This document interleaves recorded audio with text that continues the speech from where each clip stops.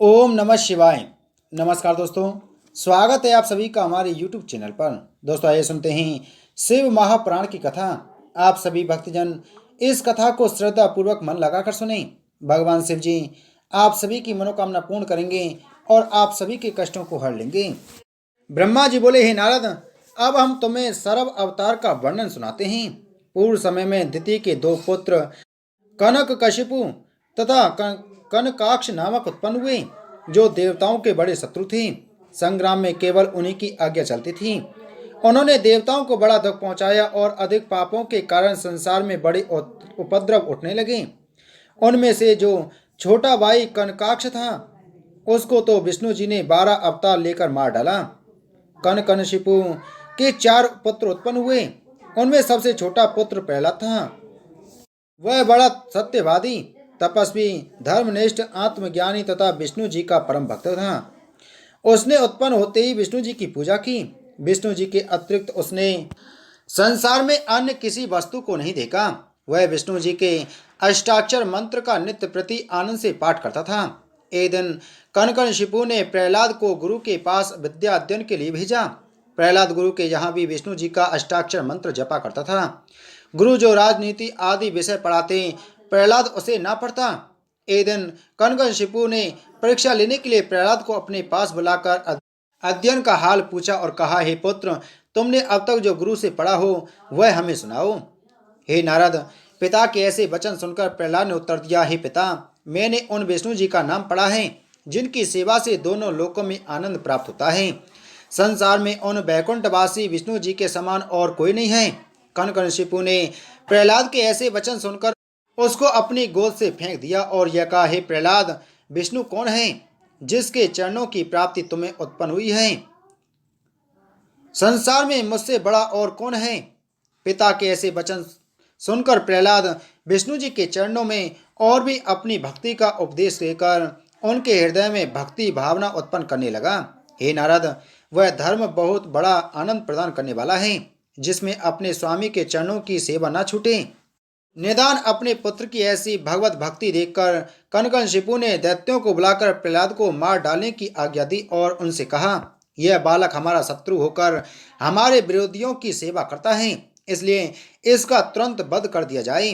दैत्यों ने कनकशिपु की यह आज्ञा सुनकर प्रहलाद को अनेक प्रकार से मारने का बहुत प्रयत्न किया, परंतु प्रहलाद के शरीर में एक भी घाव न लगा। लगता भी कैसे, भगवान विष्णु जी तो पहले से ही उसकी रक्षा करने के लिए तैयार थे। इस प्रकार विष्णु जी ने प्रहलाद की रक्षा की। जब कनकशिपु ने प्रहलाद के न मरने का समाचार सुना, तब वह बहुत क्रोधित हुआ। उसने प्रहलाद को अपने पास बुलाया और बोला, हे पुत्र, तू मुझे बता कि तेरा स्वामी कौन है और वह कहाँ है। मैं तेरा वध करता हूँ। यदि वह वास्तव में तेरा स्वामी है तो मुझसे तेरी रक्षा करे। यह कहकर वह अपना खड्ग लेकर प्रहलाद का सिर काटने को तैयार हो गया, परंतु प्रहलाद को किसी प्रकार का भय न हुआ। उसने दृढ़ता से यह उत्तर दिया कि मेरा स्वामी सब जगह विद्यमान है तथा सब में विद्यमान है। उसके सिवा मुझे कोई नहीं मार सकता। स्वामी अपने भक्तों की सदैव रक्षा करता है। हे नारद, प्रहलाद के ऐसे वचन सुनकर कनकशिपु ने कहा, हे पुत्र, अगर यह बात सत्य है तो फिर वह इस खम्भे में क्यों नहीं दिखाई देता। इतना कहकर उसने खम्भे पर तलवार चलाई। तलवार के लगते ही खम्भे में से अत्यंत भयंकर शब्द हुआ और भक्तों के पालक विष्णु जी नरहरि रूप होकर उसी खम्भे से प्रकट हो गए। उन्होंने ब्रह्मा जी का वर स्थिर रखकर कनकशिपु का उदर चीर डाला। इसके पश्चात नरहरि ने बड़ा भयानक शब्द किया जो तीनों लोकों में गूंज गया। उससे तीनों लोक भयभीत हुए, पृथ्वी कांप उठी, पर्वत जलने लगे तथा दिग्गज अपने स्थान पर स्थिर न रह सके। हे नारद, नरहरि का ऐसा भयंकर रूप देखकर देवता वहां न ठहर सके और कुछ दूर भाग गए। उस समय विष्णु जी मैं तथा बड़े बड़े देवता दूर से ही उनकी स्तुति करने लगे। फिर मैंने प्रहलाद से कहा, हे प्रहलाद, तुम नरहरि को शांत करके सब लोगों के दुख दूर करो। प्रहलाद मेरी इस बात को मानकर नरहरि के पास गए, परंतु तब भी उनका क्रोध शांत न हुआ, वरन वे और भी जोर से चिल्लाने लगे। तब इंद्र आदि समस्त देवता वहां से भागकर शिव जी की शरण में गए। मैं, इंद्र तथा दिक्पाल आदि देवताओं ने शिव जी की स्तुति करके उनसे यह निवेदन किया कि हम सब आपकी शरण में आए हैं। अस्तु, आप ऐसा उपाय कीजिए जिससे नरहरि का क्रोध शांत हो। हे प्रभु, इसी प्रकार का क्रोध दक्ष के यज्ञ को विध्वंस करने के लिए वीरभद्र ने किया था, उसको आप ही ने दूर किया था। हमको आपके अतिरिक्त कोई दूसरा इस क्रोधाग्नि को शांत करने वाला दिखाई नहीं देता। ब्रह्मा जी बोले, हे नारद, हम लोगों की ऐसी स्तुति सुनकर शिवजी ने प्रसन्न होकर नरहरि का क्रोध शांत करने के लिए अपने गण वीरभद्र का स्मरण किया। तब वे शिवजी से हाथ जोड़कर बोले, हे सदाशिव, मुझे क्या आज्ञा है? तब शिवजी ने कहा, हे वीरभद्र, तुम जाकर नरहरि का क्रोध शांत करो। तुम उनको नम्रता के साथ समझाने का प्रयत्न करना। यदि उनकी क्रोधाग्नि तुम्हारे समझाने से शांत ना हो तो कुछ हमारी शक्ति का प्रदर्शन करके दिखा देना। यदि उनका तेज अधिक हो तो तुम भी उसे अपने प्रचंड तेज से दूर करना तथा उनके क्रोध का निवारण करना। फिर इसी प्रकार नरहरि के शरीर को अपने में मिलाकर हमारे पास ले आना। वीरभद्र शिवजी का यह आदेश सुनकर शांत रूप बन गए तथा नरहरि के पास जाकर पिता के समान उन्हें उपदेश दे के वचन कहने लगे। वे बोले, हे विष्णु जी, तुमने नरहरि का अवतार संसार की रक्षा हेतु लिया है, आज तो तुम प्रलय होने का उपाय मत करो।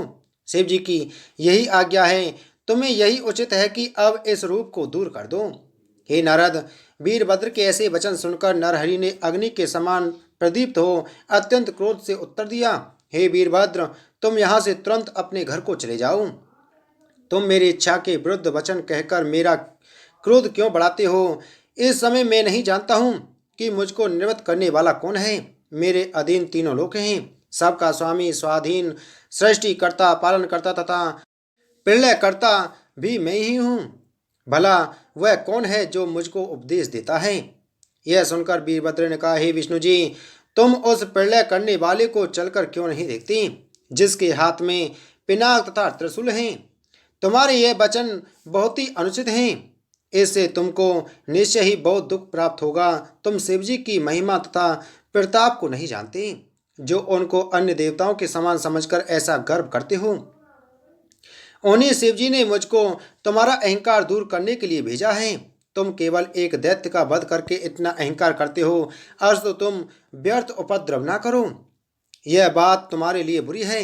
यदि तुम शिवजी को अपना बनाया हुआ तथा अपना अधीन कहते हो तो मुझे यह निश्चय हुआ कि तुम संसार को उत्पन्न तथा पालन करने वाले नहीं हो। तुम स्वाधीन तथा मुक्ति प्रदान करने वाले भी नहीं हो, क्योंकि तुम शिवजी की आज्ञा से ही अवतार लेते हो। जिस समय तुमने कमठ अवतार लिया था उस समय की बात क्या तुम नहीं जानते कि शिवजी ने तुम्हारे सिर को जलाकर अपने हार में पिरो लिया था? जब तुमने 12 अवतार लिया तब शिवजी ने तुम्हारे दांतों को उखाड़कर अपने त्रिशूल का तुम्हारे ऊपर प्रहार किया तथा तुम्हारा अहंकार नष्ट कर दिया। शिवजी ने भैरव अवतार लेकर तुम्हारे पुत्र ब्रह्मा का सिर काटा, जिससे अब तक ब्रह्मा का 5वां सिर नहीं है। क्या तुम यह सब बातें भूल गए? तुम दक्ष प्रजापति के यज्ञ का स्मरण करो, जहां मैंने क्षण भर में उसका सिर काट डाला था। मैं तथा तुमसे लेकर तृण पर्यंत सब शिवजी की शक्ति के अधीन हैं। तुम्हारा यह सब प्रताप तथा बल शिवजी की कृपा से ही है। वे शिवजी ही निष्पाप तथा तीनों लोकों को उत्पन्न करने वाले हैं। तुम व्यर्थ ही इतना गर्व करते हो। यदि शिवजी तुम पर क्रोधित होंगे तो तुम्हारी रक्षा करने वाला कोई भी उत्पन्न न होगा। हे नारद, वीरभद्र के ऐसे वचन सुनकर नरसिंह ने क्रोधित होकर चाहा कि वीरभद्र को पकड़ ले, परंतु वीरभद्र ने उनका आशय जानकर अपना शरीर आकाश में छिपा लिया। उस समय उनका तेज प्रज्वलित अग्नि के समान प्रतीत हुआ, जिसकी उपमा सूर्य, वैनी तथा विद्युत से भी नहीं दी जा सकती। इसे देखकर शिवजी ऐसे अद्भुत रूप में प्रकट हुए कि उनका आधा शरीर सिंह का, 2 पंख तथा चोंच, सहस्त्र भुजाएं, शीश में जटा, मस्तक में चंद्रमा, मां भयंकर दांत तथा वज्र के समान नख थे। वे ही मानो उनके शस्त्र थे। वे दांतों से होठ काट रहे थे।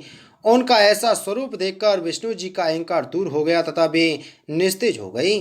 सरभ ने बल करके अपना शरीर हिलाया तथा अपनी दोनों भुजाओं से नरहरि की दोनों भुजाएं पकड़ लीं।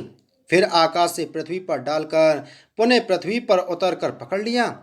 इसी प्रकार बार बार उड़कर नरहरि को निर्बल कर दिया। उस समय समस्त देवता एवं मुनि स्तुति करने लगे। इस भांति नरहरि का सब अहंकार दूर हो गया। तदुपरांत उन्होंने शिव जी के 108 नामों का वर्णन कर उनकी स्तुति की और कहा, हे देवताओं, तुम यह बात भली प्रकार समझ लो कि मैं तथा विष्णु भिन्न नहीं हैं, वरन एक ही स्वरूप हैं। हे नारद, शिव जी ने यह कहकर नरहरि का सिर तथा चर्म उठा लिया। उन्होंने सिर को तो अपनी माला का सुमेरु बनाया तथा चर्म ओढ़ लिया। फिर वे सबके देखते देखते अंतर्ध्यान हो गए। तदुपरांत देवता आदि भी अपने अपने मनोरथ प्राप्त कर वहां से अपने अपने घर चले गए। हे नारद, जो इस चरित्र को सुनता तथा पाठ करता है उसे दोनों लोकों में आनंद प्राप्त होता है। बोलो शिव महापुराण की जय। बोलो शिव शंकर भगवान की जय।